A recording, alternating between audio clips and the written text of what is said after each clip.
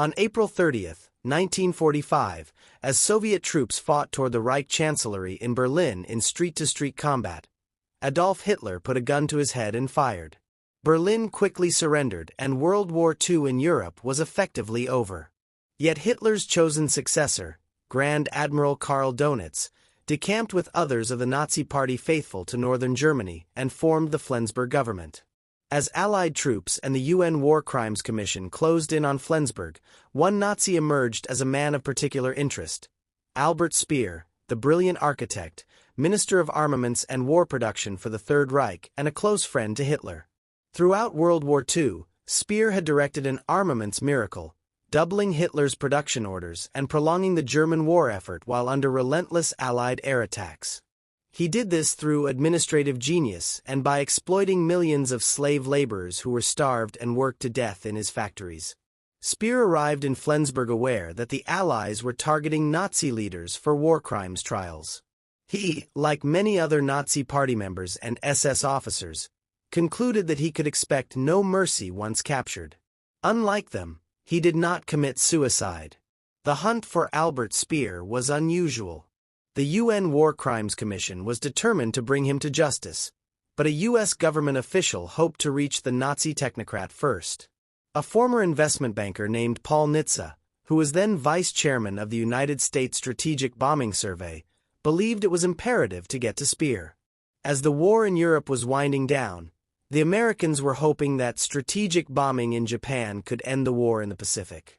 But in order to achieve that, they hoped to learn more about how Germany had maintained its war machine while withstanding heavy bombing.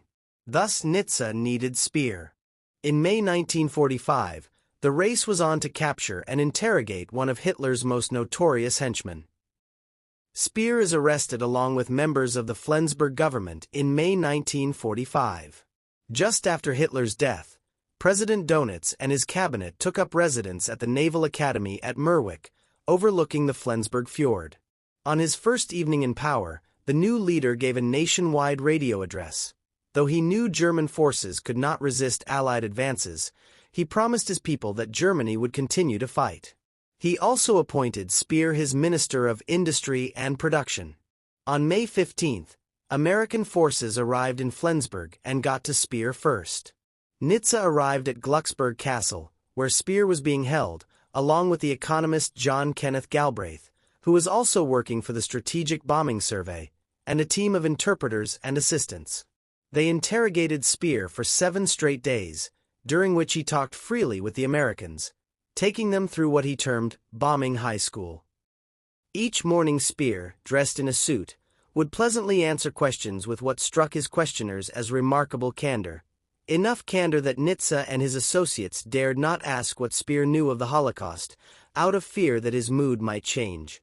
Speer knew his best chance to survive was to cooperate and seem indispensable to the Americans, and his cooperation had a strange effect on his interrogators. One of them said he evoked in us a sympathy of which we were all secretly ashamed. He demonstrated an unparalleled understanding of the Nazi war machine. He told Nitze how he had reduced the influence of the military and the Nazi Party in decision-making, and how he had followed Henry Ford's manufacturing principles to run the factories more efficiently. He told his interrogators why certain British and American air attacks had failed and why others had been effective. He explained how he'd traveled around Germany to urge his workers on in speeches he later termed delusional, because he already knew the war was lost.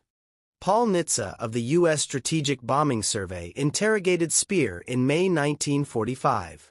In March 1945, he said, with the end in sight, Hitler had called for a scorched earth plan, his Nero decree, to destroy any industrial facilities, supply depots, military equipment or infrastructure that might be valuable to advancing enemy forces.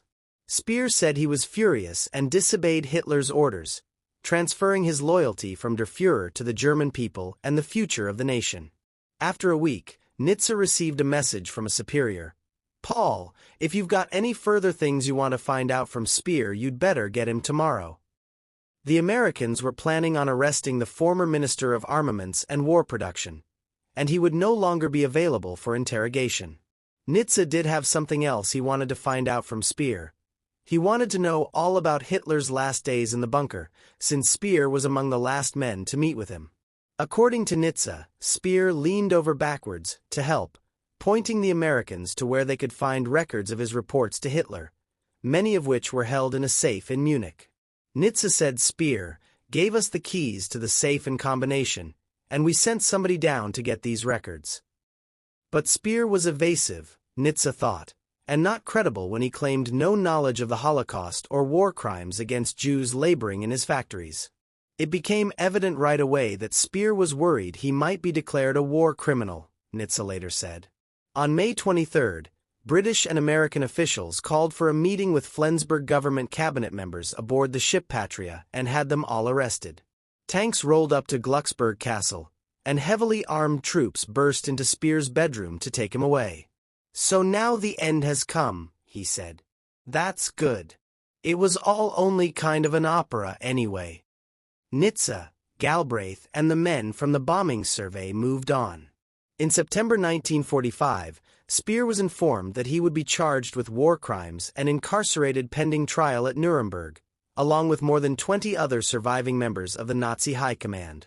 The series of military tribunals beginning in November 1945 were designed to show the world that the mass crimes against humanity by German leaders would not go unpunished.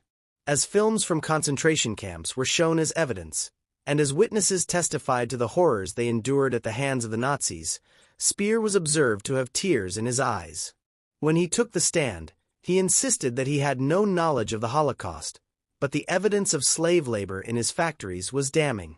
Speer apologized to the court and claimed responsibility for the slave labor, saying he should have known but did not. He was culpable, he said, but he insisted he had no knowledge of the crimes. Later, to show his credentials as a good Nazi, and to distance himself from his co-defendants, Speer would claim that he'd planned to kill Hitler 2 years before by dropping a poison gas canister into an air intake in his bunker. On hearing that, the other defendants laughed in the courtroom. In the fall of 1946, most of the Nazi elites at Nuremberg were sentenced either to death or to life in prison. Speer received 20 years at Spandau prison in Berlin, where he was known as Prisoner Number 5. He read continuously, tended a garden and, against prison rules, wrote the notes for what would become best-selling books, including Inside the Third Reich. There was no question that Speer's contrition in court, and perhaps his cooperation with Nietzsche, saved his life. After serving the full 20 years, Speer was released in 1966. He grew wealthy, lived in a cottage in Heidelberg, West Germany, and cultivated his image as a good Nazi who had spoken candidly about his past. But questions about Speer's truthfulness began to dog him soon after his release. In 1971, Harvard University's Eric Goldhagen alleged that Speer had been aware of the extermination of Jews, based on evidence that Speer had attended a Nazi conference in 1943 at which Heinrich Himmler, Hitler's military commander, had spoken openly about wiping the Jews from the face of the earth. Speer admitted that he'd attended the conference but said he had left before Himmler gave his infamous final solution speech.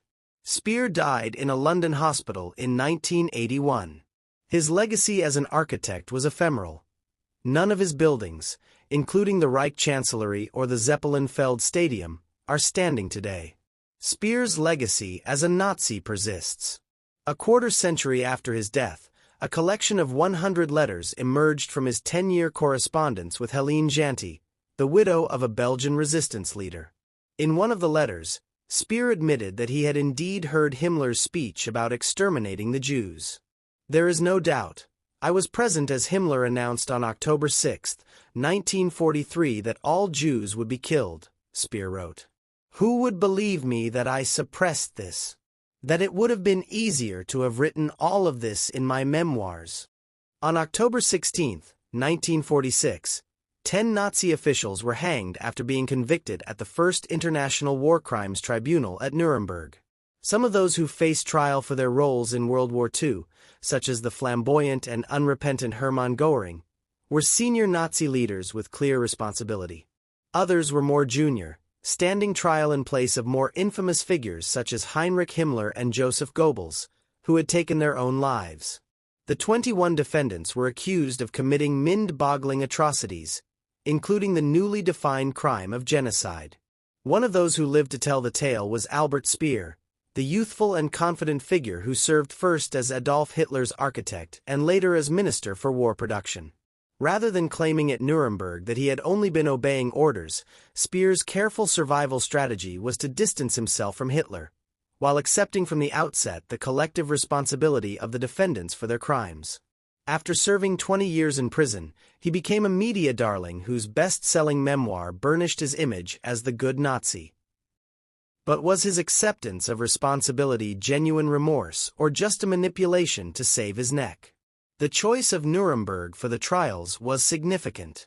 In their pomp a few years earlier, the Nazis had staged large-scale propaganda rallies in the city. At the heart of these sinister spectacles was Speer's Cathedral of Light, consisting of hundreds of searchlights piercing the night sky. According to the art critic Robert Hughes, Speer was, for a time, not only the most powerful architect in the world, but perhaps the most powerful one who has ever lived. In Hitler's vision, the Third Reich was going to last 1,000 years, and so must its buildings. Hey guys, hopefully you will enjoy historical story of World War II. So, press the subscribe button and enjoy everyday new historical story. Thank for watching, guys.